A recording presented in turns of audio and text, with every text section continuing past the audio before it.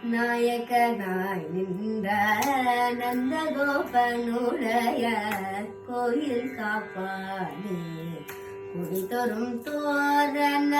வாயில் காப்பானே மணிக்கதவம் தாழ்த்திரவாய் ஆய சிறுமியர் உமக்கு அரை பறை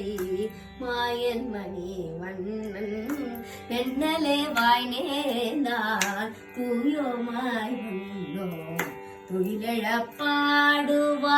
வாயாலே முன்னம் முன்னம் மாற்றாதே அம்மானி நேய நிலை கதவம் நீகேனோரும் பாவாய் நாயகனாய் நின்ற